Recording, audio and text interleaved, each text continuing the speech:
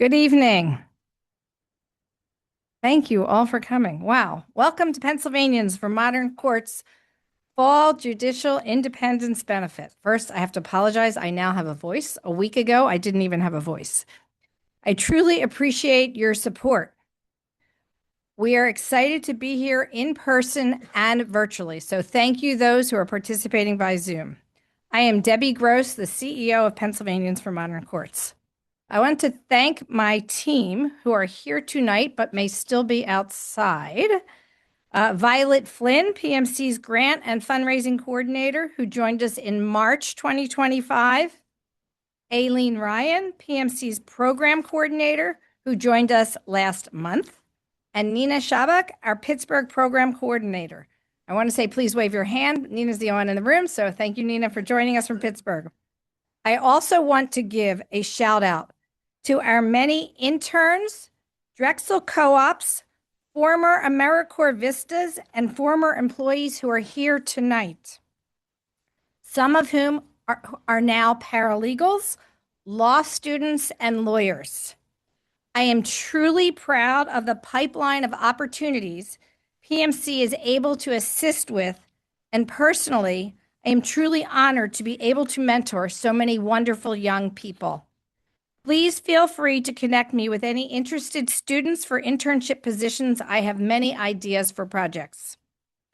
Thank you so very much to our champion sponsors, Robert and Eileen Kennedy Heim and Deckard LLP, through the leadership and financial support of board member Marty Black, Jim and Margot Leibovitz, Will Saxe, Judy Leone, Vernon Francis, Steve Bazar, Henry Nassau, David Forte, Arthur Newbold, and Rick Berkman, and to our proponents, sponsors, Chemically, Schwartz, Kreiner, and Donaldson Smith LLP, and UPMC, and to our reformer sponsors, Cozen, O'Connor, Sarah Gitchell, and Gary Dorfman, Saul Ewing, Merck, Holland and Knight, and the Honorable Connie Williams and Dr. Sankey Williams.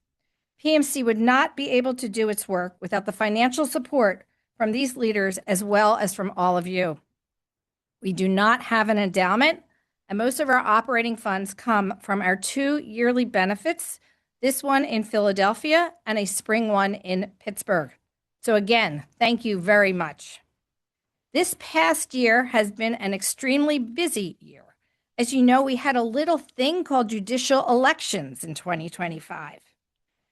PMC began preparing for this in 2024 with a focus on educating the electorate about the importance of the judiciary, the judicial system, and the need to vote in an informed fashion through our workshops navigating the court system and judicial elections. In fact, we held over 20 programs about researching judicial candidates, judicial elections, and retention elections in collaboration with many wonderful partners, including the Committee of 70, thank you, Lauren, the League of Women Voters, the bar associations, and libraries. These programs included fireside chats with the 3 Supreme Court justices who stood for retention election at Central High School, with the 2 appellate court judges who stood for retention election, and appellate court candidate forums. We also held over 10 programs on threats to the independence of the judiciary and the rule of law, including discussions of judicial ethics with presenters including Judge Tim Lewis, Justice Jane Greenspan, Judge Bonnie Ledbetter, Chief Judge Mitchell Goldberg, Judge Larry Stengel, Justice Cynthia Baldwin, Judge Kim Clark, Judge Nina Ray Padilla, and Judge Lizette Sheridan Harris, to name a few. We updated our website to include more detailed information and resources on the judicial system, judicial elections, and the candidates. We sent out over 13,000 mailers in English and Spanish to voters who didn't vote in the primary, but have voted in the general election in the past through the assistance of a grant from the William Penn Foundation's Voter Objective through their Democracy and Civic Initiative. Copies of the flyers are available on a table outside. Other community education programming has included Women of the Pennsylvania Judiciary with the Forum of Executive Women and Committee of 70, highlighting this precedential time for women in Pennsylvania's judiciary. Chief Justice Deborah Todd, President Judge of the Superior Court Ann Lazarus, President Judge of the Commonwealth Court, Renee Cohn-Jubileer, President Judge of the First Judicial District, Nina Wright-Padilla. Are you noticing a trend here? AOPC Court Administrator, Andrea Tuominen, and Supreme Court Counsel, Teresa Sachs. Our other community educational programming supports access to justice and making the court system less intimidating through how to file a complaint, understanding protection from abuse processes, to landlord-tenant rights and criminal court processes. And we successfully concluded our second year of expanded PMC Civics in the Classroom programming. We presented in 17 inner-city schools to 600 students with the assistance of 75 attorneys and judges in over 100 classes. This year, we hope to grow our programming to more schools and beyond the Philadelphia area. We go into a class monthly with an attorney and a judge to teach a civics lesson, engage with the students, and provide opportunities. While Pennsylvania does have Act 35 requiring some form of civics instruction, there is no teeth or enforcement, and not enough time for the teachers given other state requirements. In every school we partner with, we offer 4 core classes: the 3 branches of government, our court systems, how does someone become a judge, and jury service. We just went into a class in Kensington this past month for 8th grade students, and we talked about the 3 branches of government. I asked the kids to come up with an idea for a bill that we would then divide the class into 3, the legislative, executive, and judiciary branches. The bill that they proposed was that every family have a horse in Kensington, okay? So it is wild. And we talked about, where's it going to, how are you going to feed the horse? Where's it going to shelter? Are there city ordinances? Do you even know how to ride a horse? Are we getting rid of cars? But it's a really great conversation. In addition to these 4 core classes, each school has the opportunity to select additional supplemental programs, such as addressing topics such as freedom of speech, book banning, freedom of religion, the Second Amendment, criminal law, including RICO and Young Thug. Who knows what Young Thug is, or who Young Thug is? Okay, well, the kids do. All right, he's a rapper, right? And we take the words of the song and we compare them to the accusations in the grand jury indictment as well as the petit jury. It is phenomenal, and they love it. We welcome you to join us. We also bring students into the courthouses and courtrooms during the school year. Your financial support helps fund school buses and boxed lunches for the students. The schools cannot afford $400 for a school bus to take the students to the courthouse. We have a Summer Behind the Bench program, which is a 1-month intensive program bringing high school students into various courthouses and courtrooms across the city. They went to the Superior Court this year. They went to Orphans Court. They went to Criminal Court. They went to visit law firms and government offices. Don't worry. We have lesson plans and syllabus and activities to assist you. Please ask me about it. We need volunteers. Our focus on jury service reforms, which kicked off in 2024 with testimony before the Pennsylvania House Judiciary Committee and the showing of the movie Judging Juries, has gained momentum in 2025 and will continue with renewed intensity in 2026. Through our collaboration with Committee of 70, CEBA, and the United States District Court for the Eastern District of Pennsylvania, in the Voices for Justice initiative, which seeks to overcome barriers preventing citizens from participating in jury service, whether financial, logistical, or rooted in mistrust of the system. It began with focus groups about jury service, which informed the creation of a brochure to accompany the juror summons and explain in plain language why jury service matters. The focus groups noted the formal nature of the summons, which looked like a tax notice, and offered little information to help people understand the process. Subsequently, the initiative embarked on a targeted digital ad campaign, which has delivered unprecedented results. We have held and will continue to hold free public film screening and conversation for community members across Pennsylvania, followed by interactive discussions with the audience, featuring guest speakers such as federal and state judges, district attorneys, and public defenders.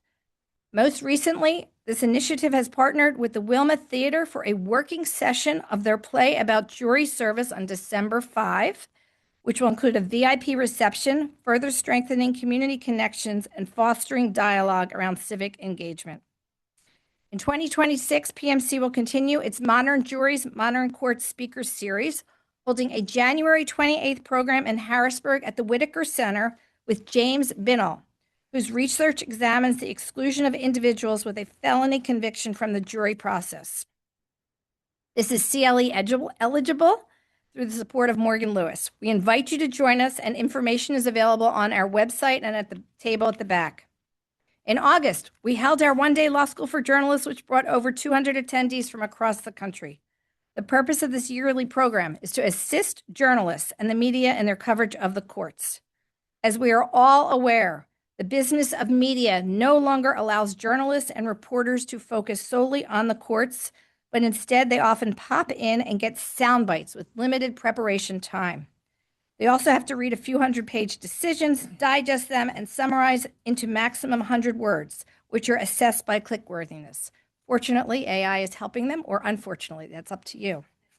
Our hope is to assist journalists, reporters, and the media with this task in order to provide accurate and reliable information.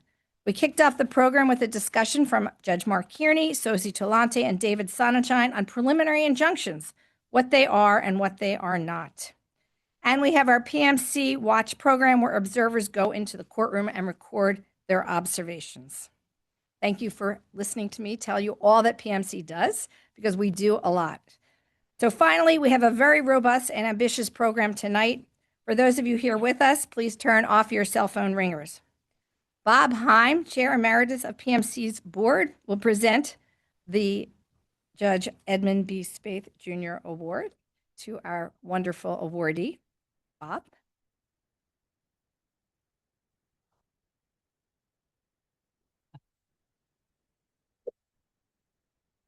Okay, we need a different point for the microphone here, but can you hear me back in the back?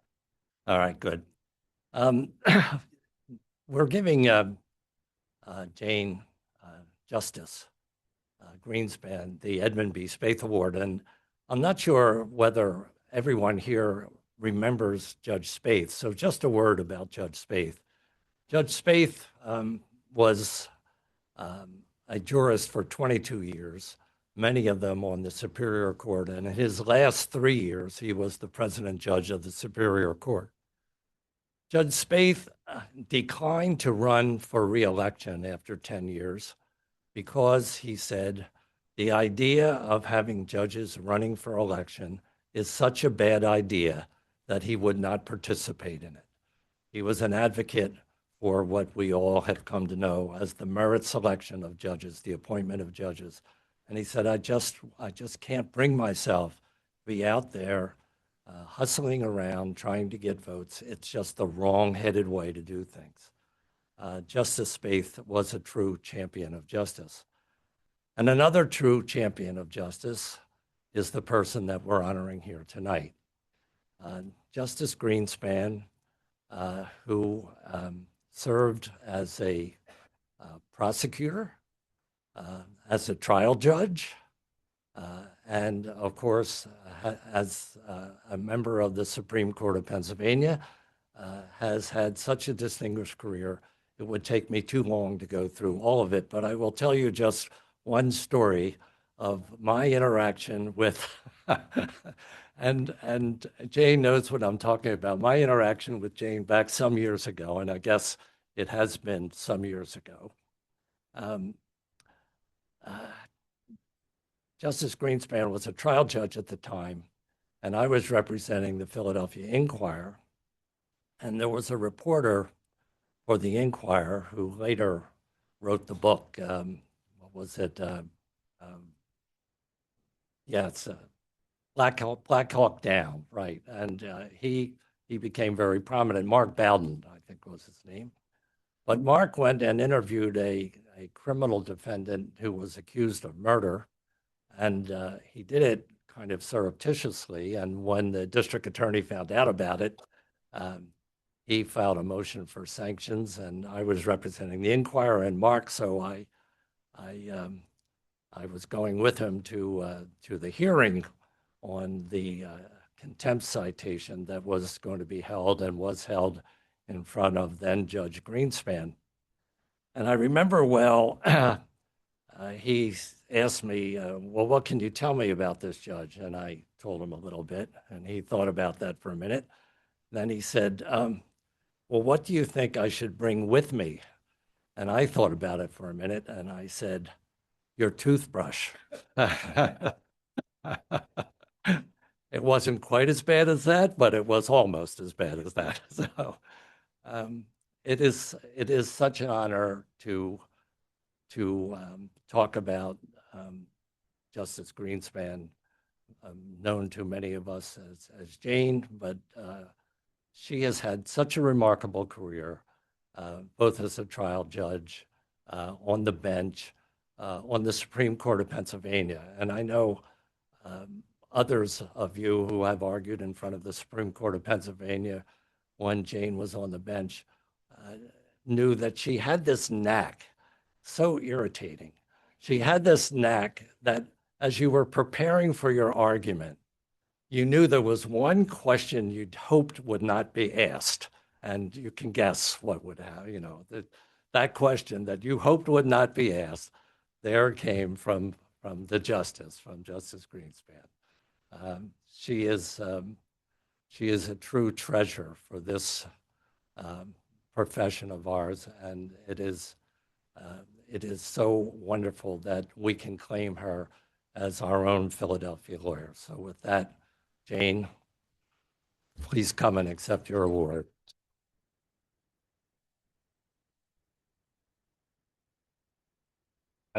There must be an award to give you here. Maybe we can put it in, so I can put them over there. Here, I'll put them over there. Okay. It's all yours. Okay.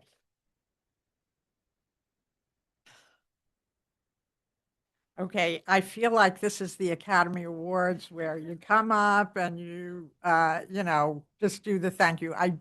am only going to do thank yous, but I've got a lot of them, I'm sorry to say. Thank you, Bob, for that very kind introduction. Coming from you as a Dean of the Pennsylvania and indeed the National Bar, I'm so very grateful. Thank you to my wonderful family and my friends, all of whom I adore. My family and friends, many of whom are here tonight, have been the bedrock of my career, supporting me every step of the way. My friends truly embody the term friend. I can only hope that I am 1/10 as good a friend to them as they are to me. I also hope that I have fulfilled their faith in me and that my work has incorporated even a fraction of the wisdom, justice, and mercy that Judge Spaeth provided to the people of Pennsylvania in his distinguished career. I want to thank my colleagues at JAM, some of whom are here tonight. Hi, Annette. Hi, Jerry. These wonderful dispute resolution experts exemplify not only the best of the profession, but have provided me continuing guidance and support for which I heartily thank them. Let me give a shout out to Ben Picker, last year's award winner. Ben, too, has furnished guidance and support, and I only hope I am a fraction as deserving of this award as Ben was. Ben, somewhere. Hi, Ben. I want to thank Debbie, her amazing staff, and the Board of Pennsylvanians for Modern Courts, who work tirelessly aiding our courts to keep a steady hand on the levers of justice and the rule of law. The award means everything to me. And I want to thank the sponsors and supporters of this event and Mara Liasson, who has graciously given her time to come here tonight and who represents the very best of our press in the uphill battle for truth in a world filled with social media and misinformation. Thank you all from the bottom of my heart.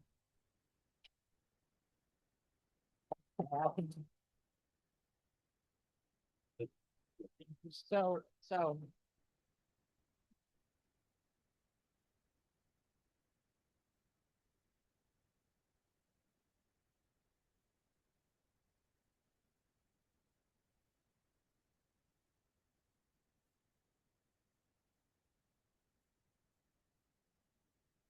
And Jane, I want to thank you for helping PMC because whenever I call you to do a program, you absolutely always say, yes, not a problem. So thank you so very much. So we will now turn to the next part of our program, which is very exciting. And we are welcoming Mara Liasson, a national political correspondent for NPR. Her reports can be heard regularly on the NPR's award-winning news magazine program, Morning Edition and All Things Considered. She's also been I don't know what actually the terminology is, but she's a contributor, I guess, to Fox News Channel's network as well. And she serves as a panelist on the special report with Brett Baier and Fox News Sunday. We're going to have my board chair, Sarah Gitchell, is going to have a fireside chat with Mara. And thank you both very much.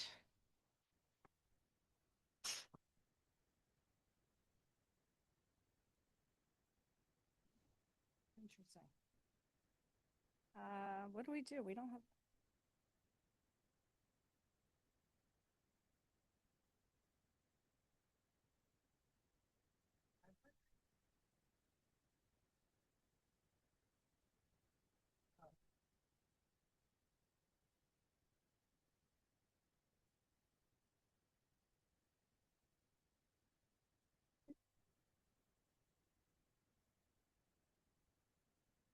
Okay. Okay. Thank you. Okay, here we come. Just space.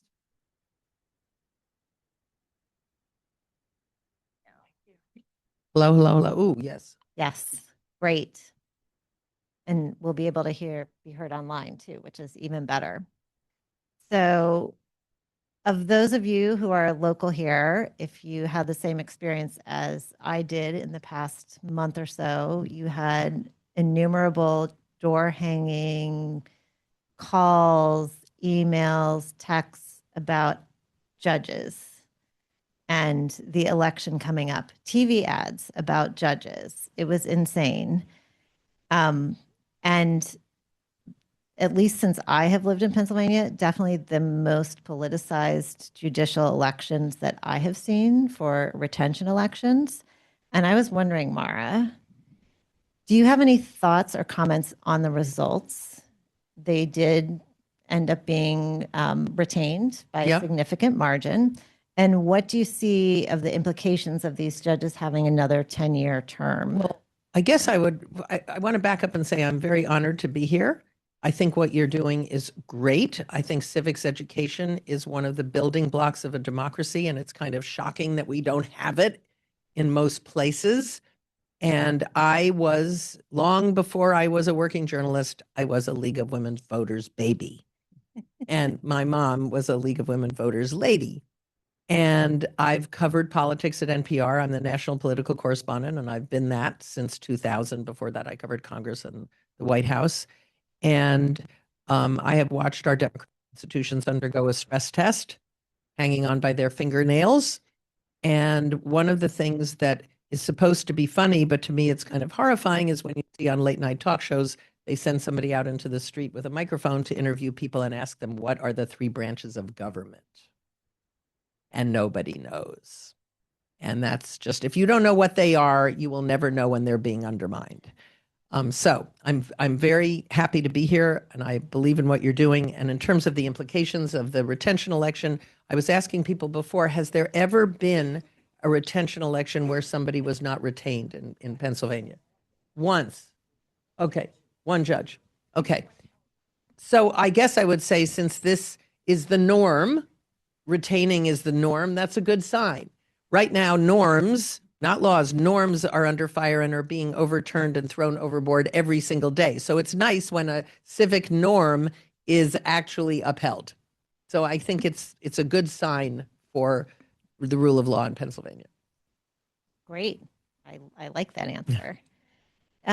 Yeah, we can talk more about norms later, but anyway. Yes. Yeah. Well, and you brought up civics, which we do a lot of civics programming. And I think it has been interesting for us how desperate the schools have been when we have come in, because they don't have the resources. Yeah. They don't get the support for it. And the interest is there among the schools and the kids. So what do you think as far as what we are doing, but what can individuals do to be better informed and to have their children be better informed? Because if our institutions aren't able to provide that programming, how do we do that? Well, first of all, support civics education, whether it's in the schools or maybe it's in a Girl Scout troop or a Boy Scout troop, or maybe it's in any number of community organizations. And I think it's really important that people understand what our founders had in mind. I mean, they created 3 co-equal branches of government. They thought that if they designed a system of broadly distributed power, no one branch would become all powerful. And they didn't want a king, they didn't want the executive to be monarchical, and they gave each branch specific responsibilities.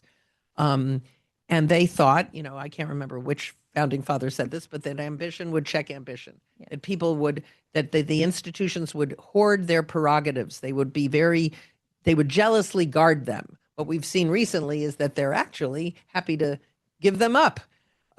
So I think anywhere you can teach your kids about civics, learn about civics yourself.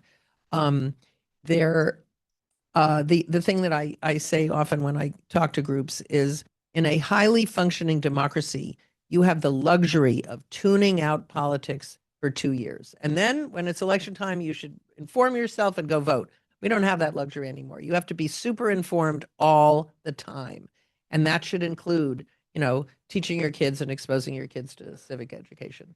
Do you have any recommendations of sites, news channels, ones that you may be on that? Well, I mean, okay, you gave me that's a big, nice softball.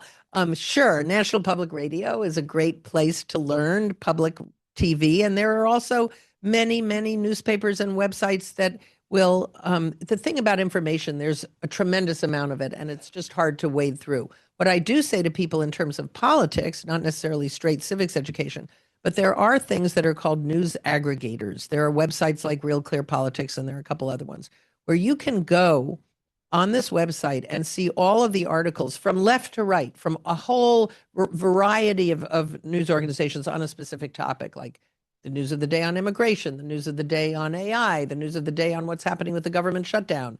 And it gives you a kind of whole big wide spectrum view, and you can click on all the different articles instead of just staying in your information silo, where, what do we say? People use media for affirmation, not information. And the thing you don't want to do is spend your entire day reading about or talking to people who agree with you, because you're not going to learn anything. And hopefully, people can still have civic dialogues. I mean, one of the things that has really changed in the 40 years since I started at NPR, and I always say I started when I was 10, but is that in Congress, for instance, there used to be conservative Democrats and moderate to liberal Republicans. And the overlap between those two groups, and plenty of them came from Pennsylvania, were where deals got done and compromises got made. Now we have kind of a big abyss between the two parties. But the idea is to have a civic dialogue. You have to start with a shared set of facts and work your way to opinions, not the other way around. Barack Obama used to say, if you're tired of arguing with someone on the internet, why don't you have a conversation with them in real life? So I do think it's important in environments where it can happen that people of different views who agree on the basic set of rules that our democracy depends on, like rule of law and accepting the results of elections that are deemed by the judiciary to be free and fair. That's the thing we all have to uphold. I mean, all democracy is a bunch of rules that both sides agree to and abide by. And if there's a dispute about them, that's why the founders invented the judiciary. Right. So turning back to the judiciary, how effectively do you think they can maintain their independence and public trust when, I think, on almost a daily basis, they are being called names or trying to their legitimacy being taken away? Sure, by the President of the United States. Yes. I mean, that's a real tough one for me, because the whole idea of our democracy, our republic, is that the 3 co-equal branches co-equal branches of government recognize the other two as being co-equal, not as enemies. And if one branch of government doesn't believe in the legitimacy of the judiciary, and the executive branch of government has a gigantic megaphone, and that's a real tough one for me. The judiciary does not have an army to enforce its rulings. It depends on the other branches of government accepting its rulings. And we're in a gray zone right now. I think you could probably explain this better than I could, but a number of cases at the Supreme Court that will decide how much more power the executive can have and how much less power the other branches can have is getting to a big mountain of cases. And, a lot of those decisions are going to potentially change our form of government. So that's a real tough one. I mean, how does the judiciary enforce its rulings if the other branches of government are not willing to abide by it? I mean, I don't have a good answer for that, and it's scary. Yes, I agree. I mean, Very scary. yeah. So there are 3 co-equal branches. I'm going to put They're it out supposed to there. be, yeah. And then there's also a 4th estate. Yeah.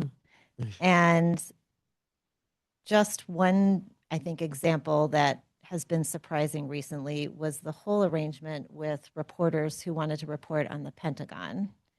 And that if you wanted to be able to report, you had to sign an agreement, and they were going to oversee what you were allowed to report on, which seems to me less about allowing journalists to discover information and share it, and more about just controlling all the information that would get out there. Yeah. So NPR didn't sign the agreement. Fox News didn't sign the agreement. I would say the vast majority of mainstream news organizations, left, right, center, did not sign. I'm trying to think if any of them did. Most of them were right-wing influencers. I don't even know if you'd call them journalists.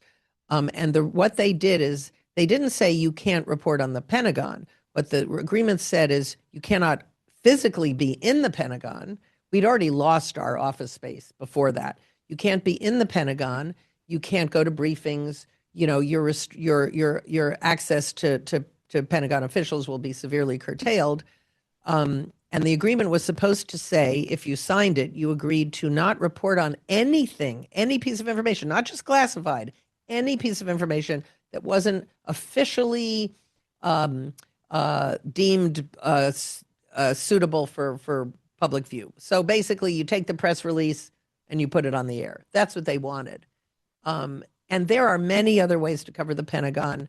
It's more difficult, but there are other ways to cover it without being there physically. It's harder. And don't kid yourself. If you thought that had a chilling effect on the press, just think of what it had on people in the Pentagon who are used to talking off the record to reporters. Right. So it was a two-way ratchet there. And the thing that is sad is that the leaders of the Defense Department, which Donald Trump now calls the Department of War, believe that having reporters cover them is a bad thing. In other words, most previous defense secretaries have thought it was a good thing, and they were willing to go out there in the arena and try to convince reporters that their position was correct, or whatever happened in a certain military skirmish was this way instead of that way. And I think it shows a big insecurity. If you're not willing to let reporters ask questions, why? What are you afraid of? Yes. No. There is a lack of transparency that is clearly there. And what do you need to hide then, right? Looking at all of this and the environment they're in, what do you think is the most significant threat to press freedom in the U.S.? I think just disinformation. Just the fact that so much information is on social media in particular that is just has no basis in fact. Now, part of civics education, I think, should be media literacy, how to check a source, how to know whether you're reading is something based on evidence. Financial literacy should be part of it too. Nobody has any idea what the federal budget actually means or does, or even what a checkbook means or does. But I think the biggest threat is misinformation and disinformation. And it's no longer coming from China and Russia. You know, we're manufacturing tons of it all by our very own selves. And the problem is that there's so many media outlets, I wouldn't even call them journalists, who just either make stuff up or repeat conspiracies they saw on the web. What is the crack? The biggest conspiracy online is the one that keeps you online looking for conspiracies. I mean, unfortunately, the social media business model is primed for disinformation because it needs to keep you online 24 hours a day and to sell more ads. And what keeps you online? Outrageous conspiracy theories about immigrants eating pets in Ohio. I mean, that's, I think that's the biggest threat. And it's really, it's hard to know how to combat that because, we don't sit down and watch the same three TV networks every night. People are in their media silos, as I said before. They only get information from sources that they think agree with them. And, it's a giant societal phenomenon. It's called the big sort. We have sorted ourselves out into these homogeneous communities, including in the way we consume media. And that's why I think another big platform for civics education should be some kind of shared national service, mandatory, not just military, but everyone should have to serve because then you have a chance to be with people who are different than the ones you grew up with. So that's one thing. Yes. Strong letter to follow. Yeah. No, I will say we've benefited from AmeriCorps Vista. Oh, that's great. Yes. And I think hopefully they've benefited from working with us too. I think there are programs out there and it would be great if more people did them. Going now to more just straight election politics. In a recent NPR discussion, you pointed out that Republicans currently hold more state trifectas.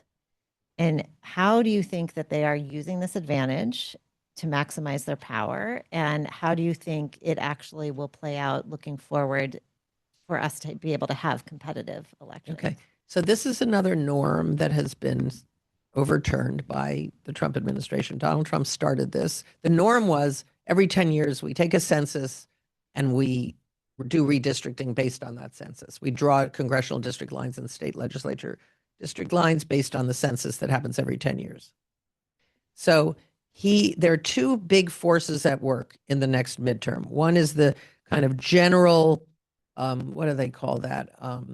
Thermostatic tendency in American politics that the in-party suffers. Yes. The party that controls government tends to lose seats.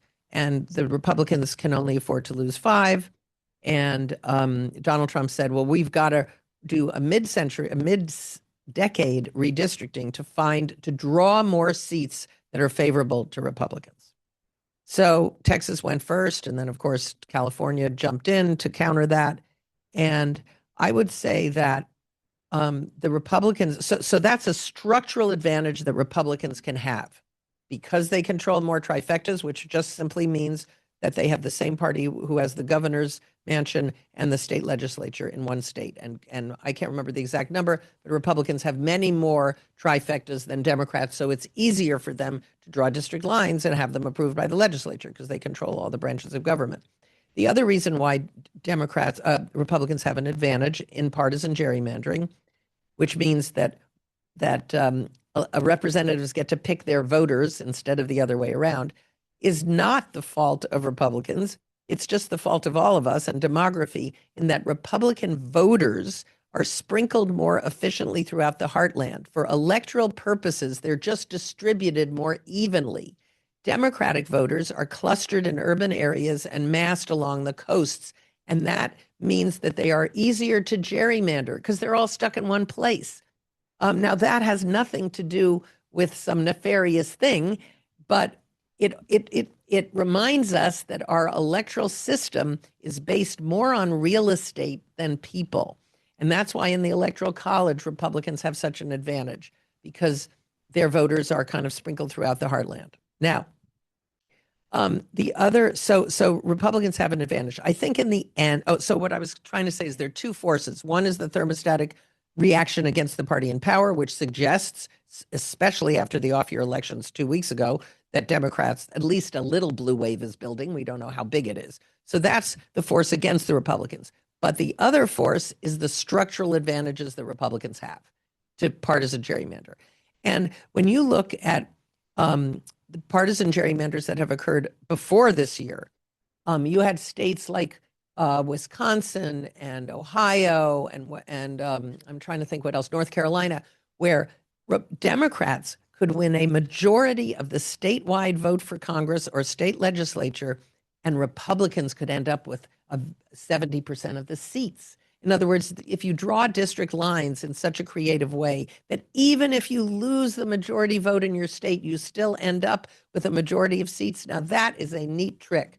And that's what partisan gerrymandering will do. That is a minoritarian tool, which means the party that gets fewer votes ends up with more seats. Now, that doesn't happen every time. The last election for Congress, the Republicans won a majority of the national vote for Congress and the majority of seats. So that was okay. There are reforms that could fix that. I mean, states could decide to have statewide votes for Congress. This is kind of out there, but you could have a slate of people running from different districts, and that the number of Democrats or Republicans in the congressional delegation could be based on the percentage of votes statewide that party got. If the Democratic slate of candidates got 75% of the vote in state X, they should get 75% of the seats. But it doesn't always work like that. That's another, my pet reform for the Electoral College is just don't make it winner take all. Just make the electors proportional. If Republicans win 25% of the statewide vote for president in California, they should get 25% of the electors. Why should a party that gets 50.1% get all, winner take all of the seats? So those are things that a progressive governmental reform movement, if we ever have one in this country, could champion. Yes. Well, and I think one of the reasons people cared a lot about our judicial retention election recently was we did have in Pennsylvania, I think it was Goofy kicking a football was one of the gerrymandered districts that was such a crazy shape that that got thrown out. You mean the judges that threw that out? Yes. So because people were not being represented. And these were statewide votes, yes or no, on individual judges. Statewide, yes. Statewide votes, yes or no, on individual judges. Yes. Yeah. Anything that's statewide is a more legitimate election than an election that's based on a gerrymandered district. I mean, you want people to rule, not acreage. Yeah. Well, I think we're also real estate. Yeah. Getting a little short on time. Did we want to see if people have any questions? And I'll happily bring the mic to anybody who has a question. Anybody?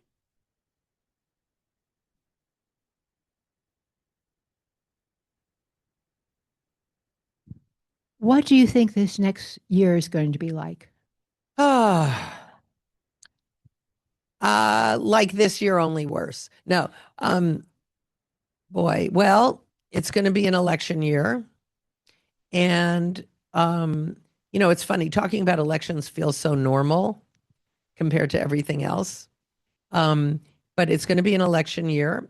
We'll see how many more partisan gerrymanders they do. I do think in the end, right now, Republicans will probably net 6 to 7 or 8 more newly drawn districts than the Democrats. But against that structural advantage is a whole lot of things that could be good for Democrats, although it's a terrible thing to say that a bad economy is good for Democrats. But we'll see if Donald Trump can, with all of these new proposals that he's come up with, actually bring prices down. I think that's something to watch next year. Affordability is the issue. We know that. It was the same issue that defeated the Democrats, along with some other things. But so I would say next year is going to be all about prices, not inflation, not the rate of inflation. Voters don't care about inflation. They care about prices. They care about whether they're higher or lower, and they're higher. And they don't want to hear politicians tell them that really the economy is great. And because then they're insulted. And Biden tried that and it didn't work. And Trump is kind of doing the same thing. So I think that's something to watch for. And then there's all of the kind of unstable things in the world. You know, what happens in Ukraine and what happens to tariffs. Although Trump seems to be backing off a lot of them now, seems to be acknowledging that his tariff policy actually did raise prices. But I think next year is going to be probably just as polarizing and unstable as this one. I'm sorry. Anybody have a question where she can give an uplifting answer? Yeah. Sure.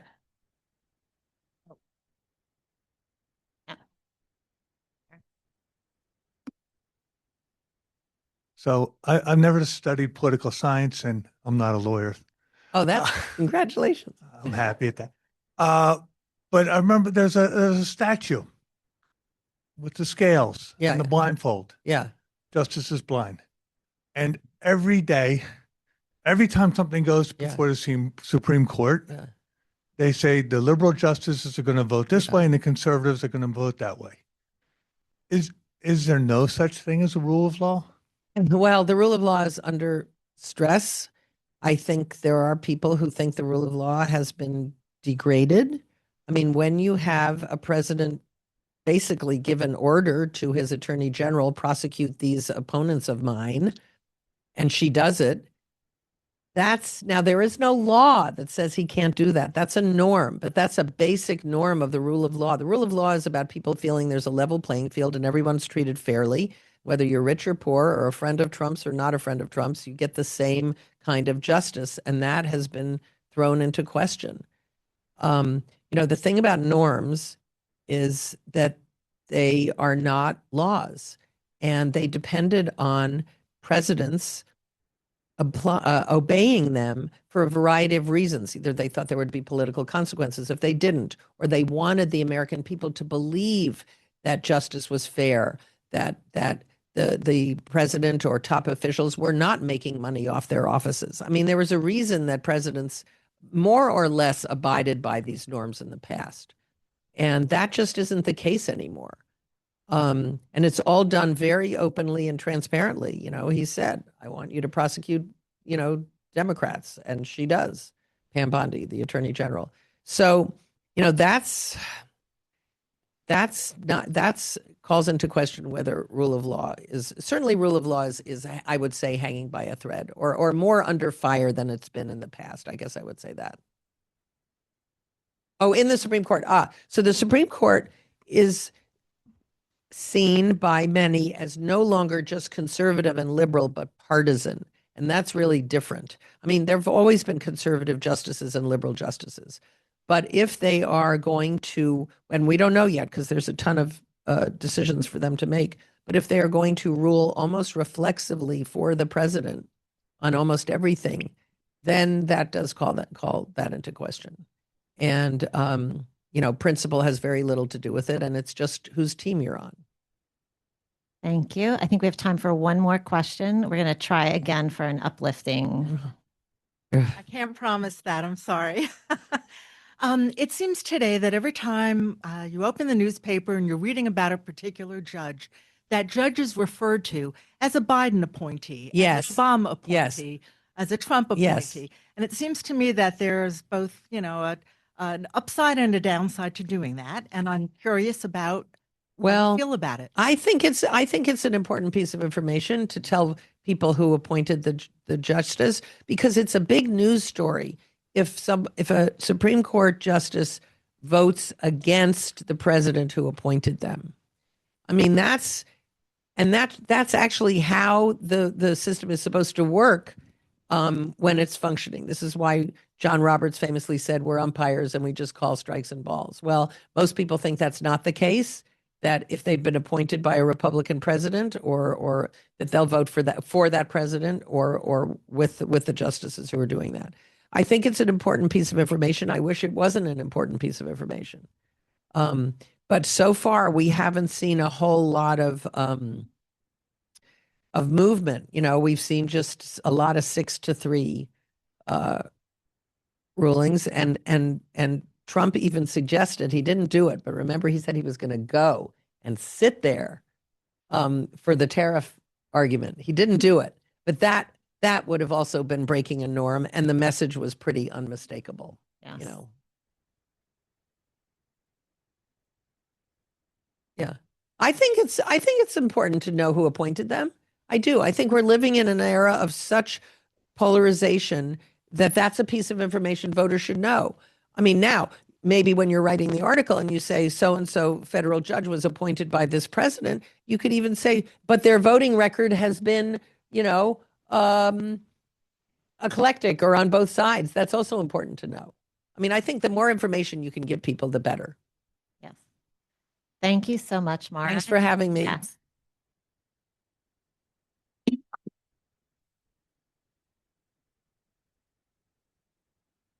So thank you, Sarah. Thank you, Mara. Thank you, Your Honor, for joining us and letting us honor you. And everybody, enjoy, and thank you for coming. And if I could ask the board members to come up so we could have a picture, that would be really great. Thank you very much for coming.